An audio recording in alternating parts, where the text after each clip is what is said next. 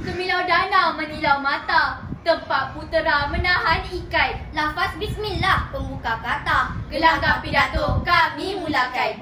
Assalamualaikum warahmatullahi wabarakatuh. Dan selamat sejahtera. Terima kasih kami ucapkan kepada yang dihormati saudara pengurusi majlis, para hakim yang arif lagi bijaksana, tetamu kehormat, guru-guru, rakan-rakan dan seterusnya hadirin sekalian. Pada pagi yang mulia ini, kami akan menyampaikan pidato yang bertajuk 5 Prinsip Rukun Negara. Rukun negara adalah ideologi kebangsaan Malaysia yang telah dibentuk pada 31 Ogos 1970. Rukun negara diperkenalkan berikutan peristiwa 13 Mei 1969 yang telah melemahkan perpaduan di antara kaum di Malaysia. Tujuan utama rukun negara dibentuk adalah untuk membentuk perpaduan yang kukuh. Oleh itu, prinsip-prinsip dalam rukun negara jelas merupakan kunci kepada keharmonian dan perpaduan kaum demi memastikan kejayaan dan kestabilan Malaysia. Saudara-saudari yang dihormati sekalian, terdapat 5 prinsip dalam rukun negara yang perlu dijiwai oleh setiap rakyat Malaysia, iaitu kepercayaan kepada Tuhan, Kesetiaan kepada raja dan negara, keluhuran perlembagaan, kedaulatan undang-undang. kesopanan dan kesusilaan. 5 prinsip Rukun negara. Hadirin sekalian, itulah lagu yang bukanlah hanya untuk hiburan semata-mata, tetapi ada mesej yang ingin disampaikan. Mari kita tinjau apakah mesej yang ingin disampaikan. Kepercayaan kepada Tuhan ini dimasukkan sebagai bangsa dan negara telah diwujudkan atas kepercayaan yang kukuh kepada Tuhan. Melalui kepercayaan beragama, inilah yang akan menjadikan bangsa dan negara kita sebagai satu bangsa dan negara yang berdaulat. Ketiadaan agama boleh meruntuhkan kepribadian seseorang dan merosakkan bangsa dan negara.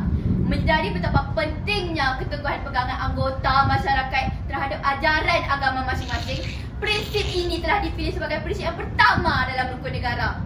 Hadirin sekalian, prinsip kedua iaitu kesetiaan kepada raja dan negara. Prinsip ini menyeru supaya rakyat Malaysia mengamalkan sikap taat setia kepada pemimpin dan tanah air. Raja yang taat dan sayang akan tanah airnya pasti akan berusaha untuk memajukan negara. Pepatah Melayu ada menyatakan, Di mana bumi dipijak, di situ langit dijunjung. Seterusnya, prinsip ketiga iaitu keluhuran perlembagaan. Prinsip ini bermaksud setiap warga negara hendaklah menghormati perlembagaan negara yang juga merupakan sumber perundangan tertinggi negara.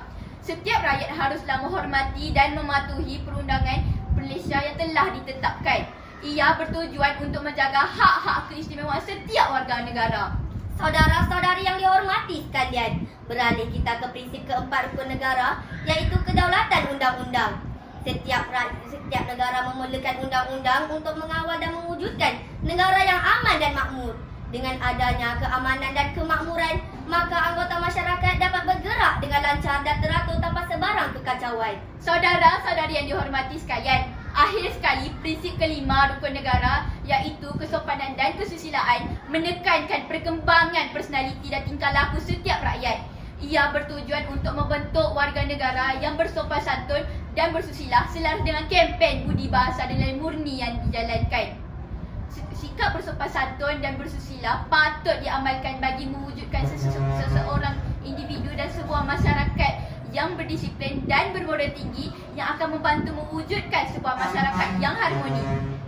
Di penghujung kalam, Rukun negara bukan hanya dilafazkan dengan ikrar, tetapi ianya menuntut kesungguhan setiap warga negara untuk mengamal dan menghayatinya.